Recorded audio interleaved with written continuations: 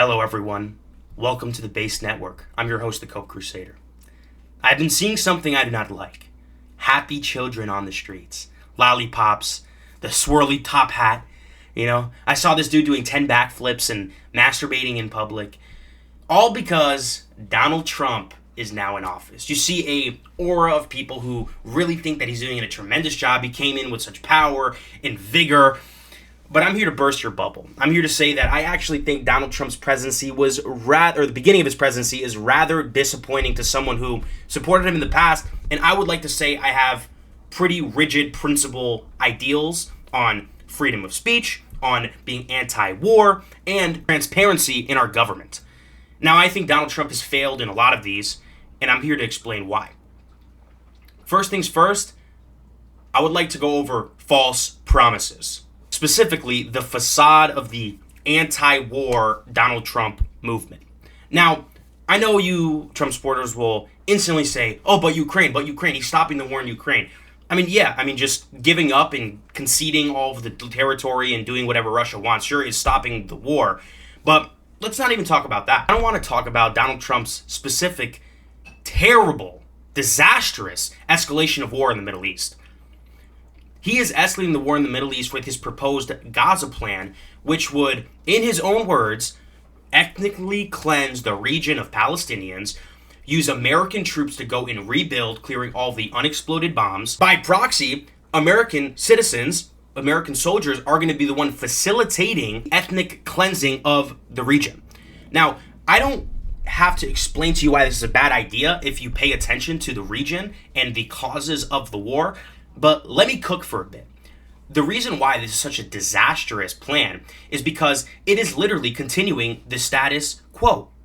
Donald Trump is someone, in his own words, he said the definition of insanity is doing the same thing over and over again and expecting a different result. How exactly is America taking over, facilitating the annexation, the clearing of unexploded bombs, and the clearing of people in the region is going to somehow stifle the sentiment of war? The reason why there's such a rabid hatred of Israel, and the whole reason this war has so much fuel in terms of hatred to continue going, the reason for the continued conflict is the Palestinian question. What to do with the Palestinians? The Palestinians have been living under occupation for years and years and years and years. The reason they continue fighting is because they want their homeland. They believe their land is being stolen. So for America to come in and literally say, we're going to own the land, how can you possibly say that's going to stop the war? How is that going to stop the hatred? How is that going to solve the problem? The problem must be solved with a two-state solution. Now, we have to get there. Doing this Gaza plan where America is going to take over the region and make some kind of global city that people will live in and it'll be all harmony, it's ridiculous. It's a pipe dream. It's the definition of insanity. Let's go into more detail. Trump's Gaza plan... this is from the AJC.org. The initiative proposes relocating Palestinian residents to neighboring countries like Egypt and Jordan with the stated goal of providing them a safer and more stable conditions. Trump envisions a U.S. leading Gaza reconstruction by clearing unexploded ordnance, removing debris, developing infrastructure to create jobs and housing. He argues this approach would prevent the region from reverting to conflict and instability. To go further, however, Egypt and Jordan have firmly rejected the proposal, citing concerns over regional destabilization and forced displacement of Palestinians from their homeland. Their opposition underscores a broader skepticism of the plan's feasibility and long-term consequences. Now, this is the question. The neighboring countries that Donald Trump wants to push the Palestinians into do not want them. The reason why is because it would completely destroy their country. The mass influx of individuals into your country is going to destabilize it, as well as a radical population. It's something that they do not want. So how are you going to force other countries to take in residents that you have under your dominion and your occupation, force them out? And Donald Trump has even said that they do not have any right to return. But even worse, I want to go over this AI-generated Gaza video, which is really just a spit in the face because, again, you have to put into perspective. The people in this region have been being bombed, their houses have been destroyed, their children have been killed. And Donald Trump releases this AI video of how he wants it to all look. The beautiful Gaza, how it will look. And it happens to have a gigantic Trump Tower and a beautiful golden statue of Donald Trump himself. Let's look at it.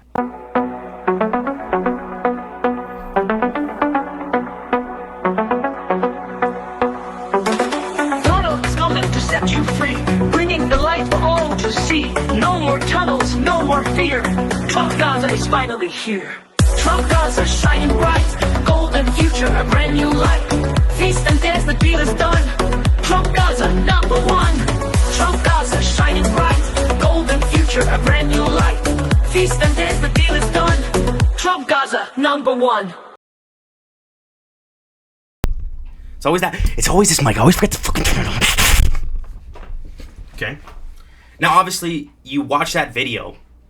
If it's super distasteful, okay? Again, put it into perspective. We obliterated, and I say we because we facilitated this by giving them weapons. We obliterated this region, displaced thousands of people, millions of people, and then we're going to say that we're going to be rebuilding a Riviera of the Middle East, and we're going to have Donald Trump statues, and we're going to be drinking lattes with Benjamin Netanyahu on the beach. This is all disgusting. Quite honestly, it's all disgusting. But this isn't even the main reason of why I think Donald Trump's presidency has been rather disappointing. And I think it's the fake transparency that really gets me annoyed. If you have been paying attention recently, you know that the new Jeffrey Epstein files have been released. Donald Trump is the best guy ever. He came in, he's releasing JFK, he's releasing 9/11, he's releasing Jeffrey Epstein. You know, he's really on game. He's trying to expose all these deep state actors. If you've said that, you're a dumbass.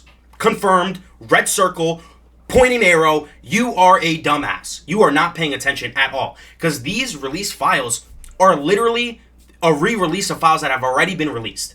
And they're putting it in a way to try to give you slop to your face and to try to tell you that, oh, we're being super transparent.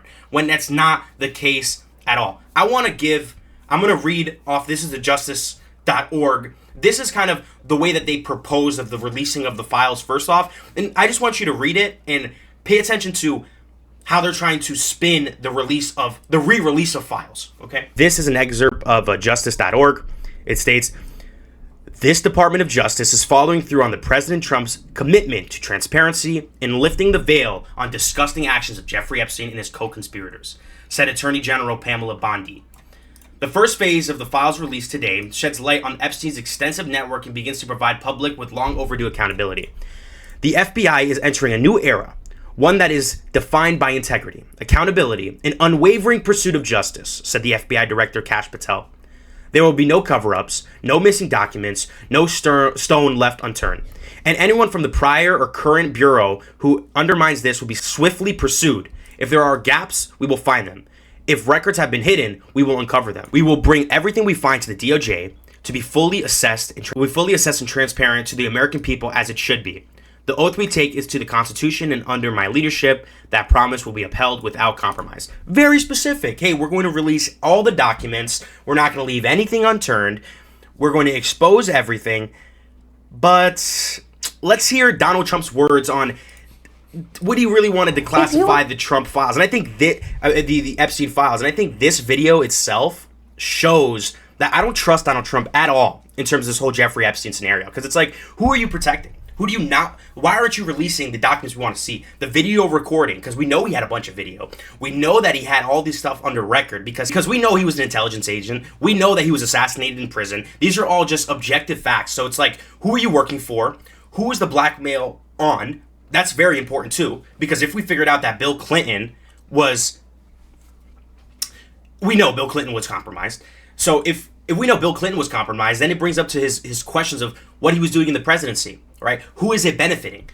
Those are all questions that we need answers. Who, what, where, when, and why, right? We learned that in school, okay? And none of those questions are answered.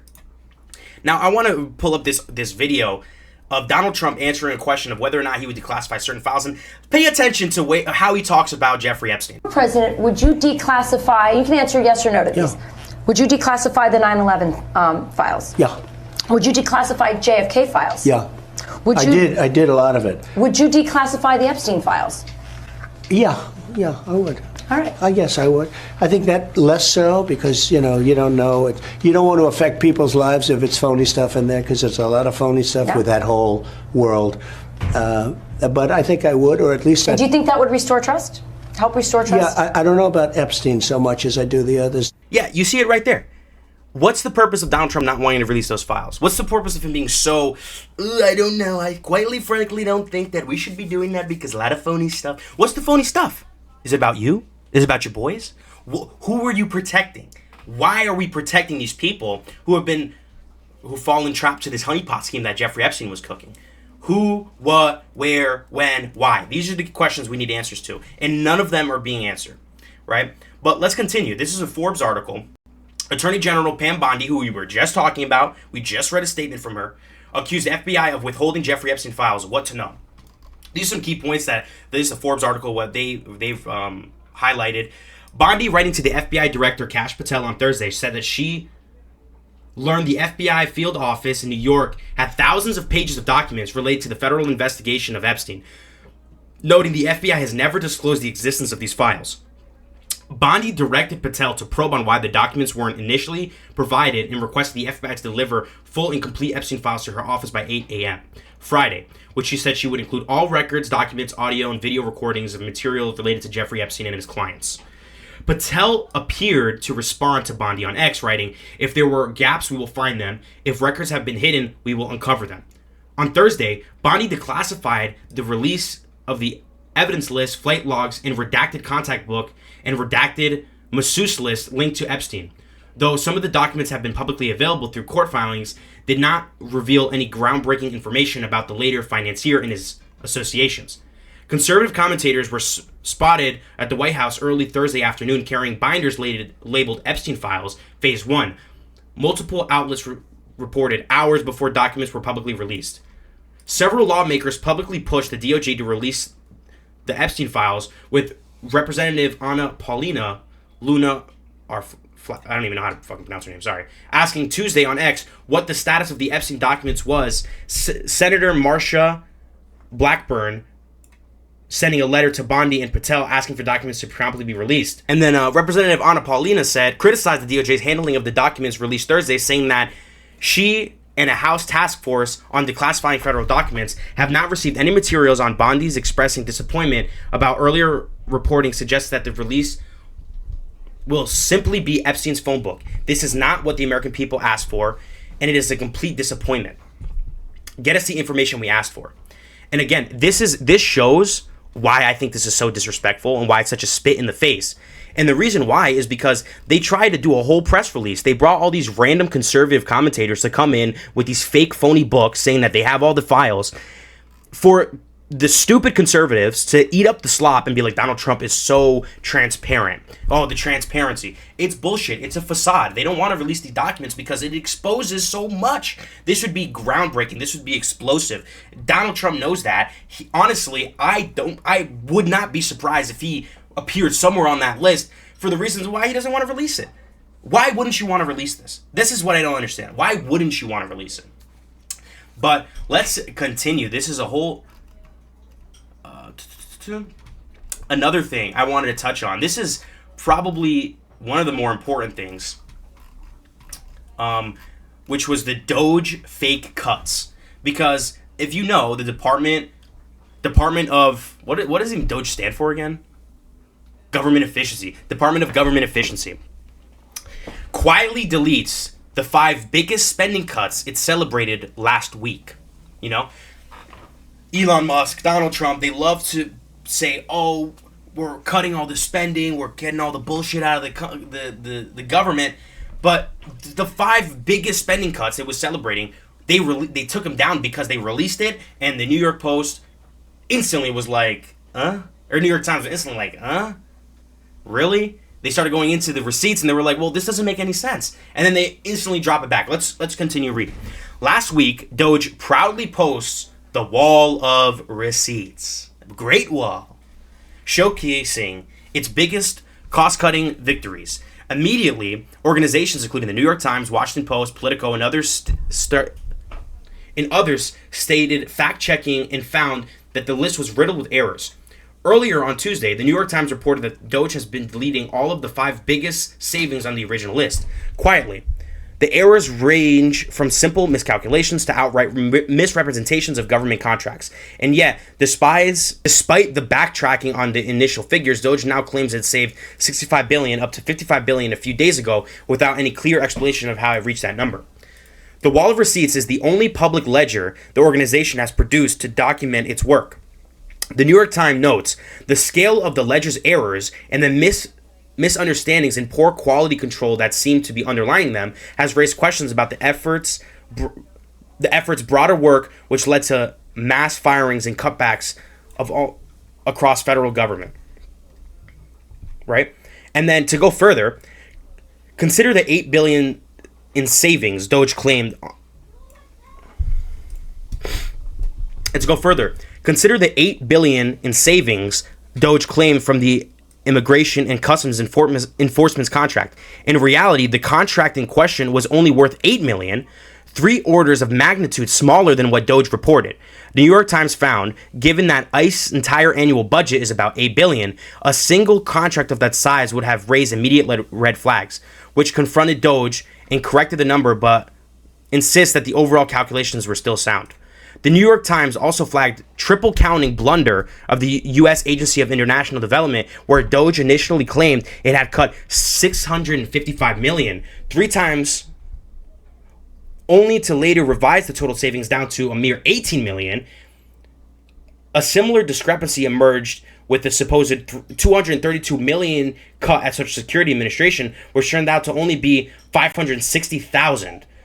The cost of a small IT project that allocated users to select X as their gender. Again, it's like, these are big cuts. This is not like, oh, you were off by $1 million. No, this is, you're off $65 million to $18 million. This is $8 billion to $8 million. You know, you're cutting down a lot. And again, this is like the fake transparency. This is bullshit. This is fake. This is things to say, hey, we're doing this to give Republicans the red meat to continue to support Donald Trump, when again he is being he's disappointing. Truly, this whole start of his presidency is completely disappointing. Now, I want to continue and talk about a specific thing that I think is a violation of the First Amendment. Now, this is the ultimate blunder. This is the ultimate critique that I have of Donald Trump, which is the freedom of speech censoring, right? Donald Trump signed an anti-Semitism executive order that would deport legal residents and fire and potentially jail any administrator or students that were deemed anti-Semitic. Now, this is with Donald Trump's executive order. This is the combating anti-Semitism in the United States. This is the tenets of his executive order. President Trump's new executive order takes forceful and unprecedented steps to marshal all federal resources to combat the explosion of anti-Semitism on our campuses since October 7th. Every federal executive department and agency leader will review and report on the White House within 60 days of all criminal and civil authorities and actions available for fighting anti-Semitism. Immediate action will be taken by the Department of Justice to protect law and order, quell pro-Hamas vandalism and intimidation, and investigate and punish all anti-Semitic, racism, and leftist and anti-American colleagues in universities. The order demands the removal of resident aliens who violate our laws. Now, obviously, I'm against anti-Semitism. I think we should take steps to quell anti-Semitism.